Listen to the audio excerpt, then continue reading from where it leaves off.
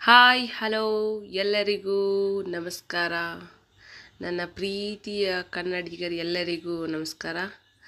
ಇದು ನಾನು 4ನೇ ತಾರೀಕು ಮತ್ತು 3ನೇ ತಾರೀಕಿನ ಬ್ಲಾಗ್ ಆಗಿದೆ. ಮದುವೆ ಇರೋದರಿಂದ ಬ್ಲಾಗ್ ಎಡಿಟ್ ಮಾಡಿ ಮತ್ತು ಸೌಂಡ್ ಕೊಡೋಕ್ಕಾಗಿದ್ದಿಲ್ಲ, ಹಾಗಾಗಿ ಲೇಟಾಗಿ ಆ್ಯಡ್ ಮಾಡ್ತಾ ಇದ್ದೀನಿ. ಹಾಯ್ ಫ್ರೆಂಡ್ಸ್, ಎಲ್ಲರೂ ಹೇಗಿದ್ದೀರಾ? ಚೆನ್ನಾಗಿದ್ದೀರಾ ಅಂದ್ಕೊಂಡಿದ್ದೀನಿ. ಮದುವೆ ಅಂದರೆ ಅದು ತಯಾರಿ ಅಂತೂ ಸಖತ್ತಾಗಿರುತ್ತೆ. ಮನೆಯಲ್ಲಿ ಕೆಲಸನೇ ಕೆಲಸ ಆಗಿರುತ್ತೆ.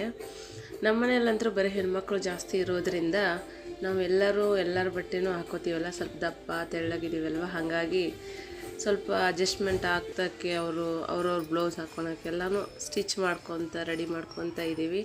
ಇದು ನಮ್ಮಮ್ಮ ಈಶ್ವರ, ನಮ್ಮ ಮನೆ ಮುಂದೆ ಈಶ್ವರ ಇದೆ, ಅದಕ್ಕೆ ಪೂಜೆ ಮಾಡ್ತಾ ಇದ್ದಾರೆ. ಅಭಿಷೇಕ ಮಾಡಿ ಪೂಜೆ ಮಾಡ್ತಾ ಇದ್ದಾರೆ. ಮಾಡಿ ಅವರು ಶಾಲು ಹೊಲಿಸಿ ಪೂಜೆ ಮಾಡ್ತಾ ಇದ್ದಾರೆ.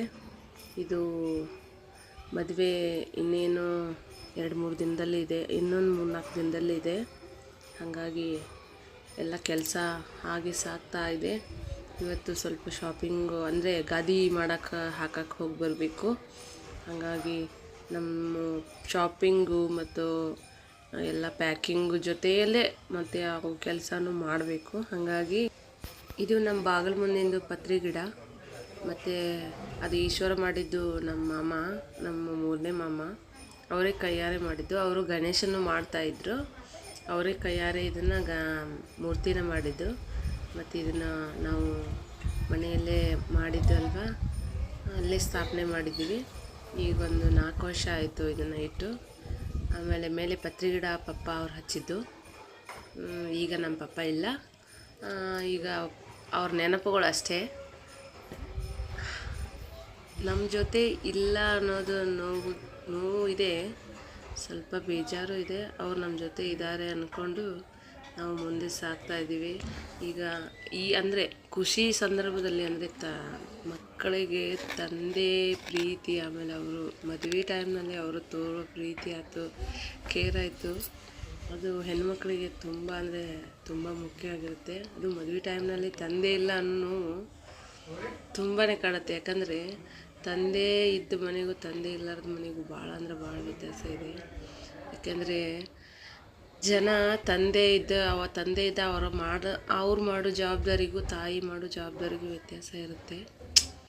ಏನೋ ಅದೊಂದು ಸ್ವಲ್ಪ ನೋವು ಇದೆ, ಏನು ಮಾಡೋಕ್ಕಾಗಲ್ಲ ಅಲ್ವಾ ಫ್ರೆಂಡ್ಸ್. ಇದನ್ನು ಮುಗಿಸ್ಕೊಂಡು ನಾನು ಮನೆಯಲ್ಲಿ ಸ್ವಲ್ಪ ಕೆಲಸ ಮುಗಿಸ್ಕೊಂಡು ಈಗ ನಂತರ ನಾನು ನಮ್ಮ ಒಂದನೇ ಸಿಸ್ಟರ್ ಅವ್ರ ಮಗಳು ಸೇರಿ ನಾವು ಬೆಂಗೇರಿ ಅಂತ ಹುಬ್ಬಳ್ಳಿಯಲ್ಲಿರುವ ಖಾದಿ ಭಂಡಾರ ಬೆಂಗೇರಿಗೆ ಹೋಗ್ತಾ ಇದ್ದೀವಿ. ಅಂದರೆ ಅಲ್ಲಿ ಗಾದಿ ಮಾಡ್ತಾರೆ, ಫೇಮಸ್ ಅದು ಹುಬ್ಬಳ್ಳಿಯಲ್ಲಿ. ಅಲ್ಲಿ ಫ್ರೆಂಡ್ಸ್ ಇಲ್ಲಿ ಫೇಮಸ್ ಇದು ಅಂದರೆ ಏನಂತಾರೆ, ಈಗ ನಾವು ಫ್ಲ್ಯಾಗ್ ಮಾಡ್ತಾರಲ್ವ, ಇದು ಫೇಮಸ್ಸು, ಇಲ್ಲೇ ಫ್ಲ್ಯಾಗ್ ಮಾಡೋದು. ನನಗೆ ಎಷ್ಟಾಗುತ್ತೆ ಅಷ್ಟು ಸಾಧ್ಯ ಈ ವಿಡಿಯೋದಲ್ಲಿ ತೋರ್ಸೋಕ್ಕೆ ಟ್ರೈ ಮಾಡ್ತೀನಿ. ಬಟ್ ನಾವು ಒಳಗೆ ಹೋಗಲಿಲ್ಲ ಫ್ಲ್ಯಾಗ್ ಶಾಪ್ನಲ್ಲಿ, ನೋಡೋದು ನಾನು ತೋರಿಸ್ತೀನಿ ನೋಡಿ ಫ್ರೆಂಡ್ಸ್. ಇದು ಬೆಂಗೇರಿಯಲ್ಲಿರೋದು. ನಾನು ನಮ್ಮ ಸೋನು ಹೋಗ್ತಾ ಇದ್ದೀವಿ. ಆಕೆಗೆ ರೂಟ್ ಗೊತ್ತಿಲ್ಲ ಅಲ್ವ, ಭಾಳ ದಿನ ಆಯಿತು ಈ ಕಡೆ ಬಂದಿಲ್ಲ ಅಂತೆ. ನಾನು ತೋರಿಸ್ತಾ ಇದ್ದೀನಿ. ನಾನು ಕಾಲೇಜ್ D.Ed ಮಾಡಬೇಕಾದ್ರೆ ನಾನು ಈ ಕಡೆ ತುಂಬ ಅಡ್ಡಾಡಿದ್ದೀನಿ. ಹಾಗಾಗಿ ನನಗೆ ಈ ರೂಟ್ ಚೆನ್ನಾಗೇ ಗೊತ್ತು. ಬಟ್ ಹುಬ್ಬಳ್ಳಿ ಭಾಳ ಅಂದರೆ ಭಾಳ ಇಂಪ್ರೂವ್ ಆಗಿದೆ ಫ್ರೆಂಡ್ಸ್. ಮೊದಲಿನ ಹಾಗೆ ಇಲ್ಲವೇ ಇಲ್ಲ. ಮೊದಲು ಶಾರ್ಟ್ ರೂಟು, ಆಮೇಲೆ ರೋಡ್ಸ್ ಚೆನ್ನಾಗಿರಲಾರ್ದು, ಆಮೇಲೆ ಚಿಕ್ಕ ರೋಡು, ಟ್ರಾವೆಲಿಂಗ್ ಮಾಡೋಕ್ಕೆ ಪ್ರಾಬ್ಲಮ್ ಆಗ್ತಿತ್ತು. ಈಗೆಲ್ಲ ಈ ರೋಡ್ ಅಂತೂ ಮೊದಲೇ ಹೋಗೋಕ್ಕೆ ಬರ್ತಿದ್ದಿಲ್ಲ, ಈಗ ಫುಲ್ ಡಬಲ್ ರೋಡ್ ಆಗಿಬಿಟ್ಟಿದೆ. ತುಂಬ ಚೆನ್ನಾಗಿ ಇಂಪ್ರೂವ್ ಮಾಡಿದ್ದಾರೆ. ನಮ್ಮ ಹುಬ್ಬಳ್ಳಿಯಲ್ಲಿ ಫೇಮಸ್ ಅಂದರೆ ಕೇಶಾಪುರ, ಗೋಪನಕೊಪ್ಪ, ಇವು ಪ್ಲೇಸು ಸ್ವಲ್ಪ ಫಾಸ್ಟ್ ಏರಿಯಾ ಅಂತಾರೆ. ಚೆನ್ನಾಗಿದೆ ಏರಿಯಾ ಅಂತೂ ಸಖತ್ತಾಗಿದೆ. ಅಲ್ಲಿ ಜನ ಅಂತೂ ಮತ್ತು ಸ್ವಲ್ಪ ಹಳ್ಳಿ ವಾತಾವರಣ ಇದೆ, ಅದು ಖುಷಿ ಆಗುತ್ತೆ ಆ ಕಡೆ ಹೋಗೋಕ್ಕೆ. ಏನೋ ಹೇಳಿ ಫ್ರೆಂಡ್ಸ್, ಒಂದೊಂದು ಏರಿಯಾಕ್ಕೆ ಹೋಗೋಕ್ಕೂ ಒಂದೊಂದು ಟೈಮ್ ಖುಷಿ ಆಗುತ್ತೆ. ಯಾಕಂದರೆ ನಾವಿರೋ ಏರಿಯಾ ಎಷ್ಟೇ ಚೆನ್ನಾಗಿದ್ದರೂ ಬೇರೆ ಏರಿಯಾಕ್ಕೆ ಹೋದಾಗ ಈವ್ನಿಂಗ್ ಟೈಮು ಅಲ್ಲಿ ಕ್ಲೈಮೇಟಿಗೂ ಅದಕ್ಕೂ ಅದು ತುಂಬ ಖುಷಿ ಕೊಡುತ್ತೆ. ನಾವು ಈ ಪ್ಲೇಸ್ ನಾನು ಈವ್ನಿಂಗ್ ಟೈಮ್ ಹೋಗಿದ್ದೆ. ಆಲ್ಮೋಸ್ಟ್ ಎಲ್ಲ ತೋರ್ಸೋಕ್ಕೆ ಟ್ರೈ ಮಾಡಿದ್ದೀನಿ. ಇದು ನೋಡಿರಿ, ರಾಷ್ಟ್ರೀಯ ಧ್ವಜ ಉತ್ಪಾದನಾ ಕೇಂದ್ರ ಇದು. ನಾವು ಒಳಗೆ ಹೋಗಲಿಲ್ಲ, ಯಾಕಂದರೆ ಅವರು ಏನಾದ್ರು ವಿಡಿಯೋ ಮಾಡಿದ್ರೆ ಬೈತಾರೇನೋ ಅಂದ್ಕೊಂಡು ಪರ್ಮಿಷನ್ ತೊಗೊಂಡು ಹೋಗ್ಬೋದಿತ್ತು. ಬಟ್ ನಾವು ಹೋಗಲಿಲ್ಲ. ಇನ್ನೊಂದು ಸಲ ಹೋಗೋಕ್ಕೆ ಟ್ರೈ ಮಾಡ್ತೀನಿ. ಮತ್ತೆ ತೋರಿಸ್ತೀನಿ ಫ್ರೆಂಡ್ಸ್ ನಿಮಗೆ.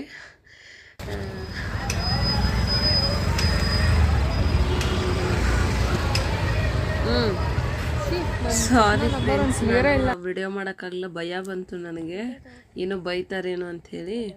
ಈಗ ನಾವು ಗಾದಿದು ಅದು ಬಟ್ಟೆ ತೊಗೊಂಬಾ ಅಂತ ಹೇಳಿದ್ರು ಅವರು. ಅವ್ರ ಕಡೆ ಬಟ್ಟೆ ಇರುತ್ತೆ ಗಾದಿ ಹಾಕೋರ ಕಡೆ, ಬಟ್ ಅದು ಅಷ್ಟು ನನಗೆ ಕ್ವಾಲಿಟಿ ಇಷ್ಟ ಆಗಲಿಲ್ಲ. ಹಾಗಾಗಿ ನಾವು ಹುಬ್ಬಳ್ಳಿಯಲ್ಲಿರುವ ದೀಪ್ತಿ ಅಂಥೇಳಿ, ಗಂಗಾವತಿ ದೀಪ್ತಿ ಅಂಥೇಳಿ ಶಾಪಿಗೆ ಬಂದಿದ್ದೀವಿ.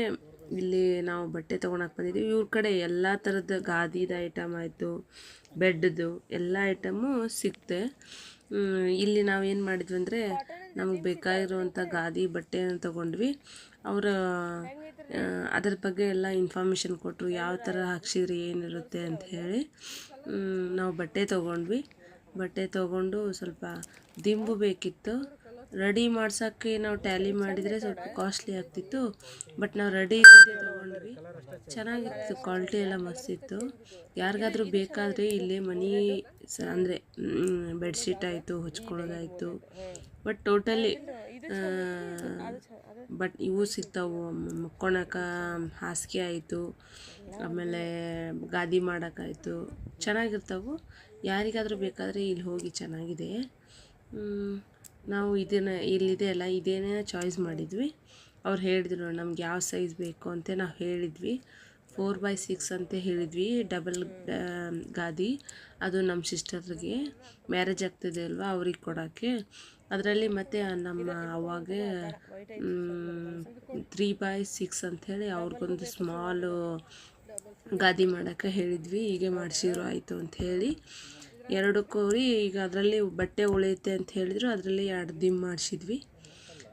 ಮಾಡ್ಸೋಕ್ಕೆ ಹೇಳಿದ್ವಿ, ಅವರು ಮಾಡ್ತೀನಿ ಅಂತ ಹೇಳಿದ್ದಾರೆ. ಈಗ ಬಟ್ಟೆ ಕಟ್ ಮಾಡಿಕೊಂಡು ಅವರಿಗೆ ಹೋಗಿ ಕೊಡ್ತೀವಿ.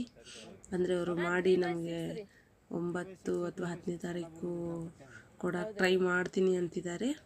ಸ್ವಲ್ಪ ಆದಷ್ಟು ಬೇಗ ಅವ್ರ ಕಡೆ ಮಾಡಿಸ್ಕೊಂಡು ಆರ್ಡ್ರ್ ಕೊಟ್ಟು ಬಂದರೆ ಮಾಡ್ತಾರೆ. ನಾವು ಕೇಳಿದ ಪ್ರಕಾರ, ನಾವು ಅಲ್ಲಿ ಕೇಳಿದ್ವಲ್ವ ಫ್ರೆಂಡ್ಸ್, ಅವರಿಗೆ ಸಿಕ್ಕಾಪಟ್ಟೆ ಆರ್ಡ್ರ್ ಇದೆ. ಬೇರೆ ಬೇರೆ ಕಡೆ ಎಲ್ಲ ಆರ್ಡ್ರ್ ಬರ್ತಾವಂತೆ, ಆಲ್ ಓವರ್ ಕರ್ನಾಟಕದಿಂದ ಆರ್ಡ್ರ್ ಬರ್ತಾವಂತೆ. ಅಷ್ಟು ಫೇಮಸ್ಸು.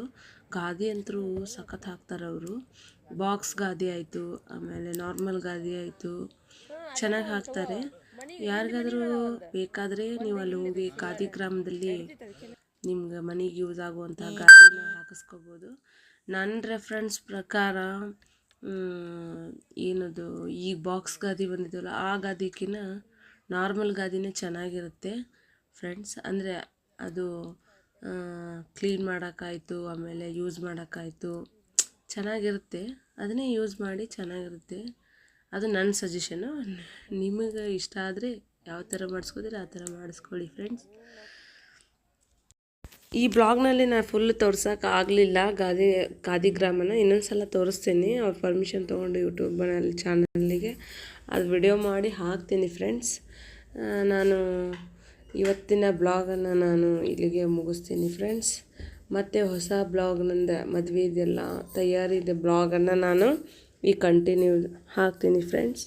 ಮತ್ತೆ ಸಿಗುವ. ಎಲ್ಲರೂ ಲೈಕ್ ಮಾಡಿ, ಶೇರ್ ಮಾಡಿ, ಸಬ್ಸ್ಕ್ರೈಬ್ ಮಾಡಿ ಅಂತ ಹೇಳ್ತೀನಿ. Bye friends.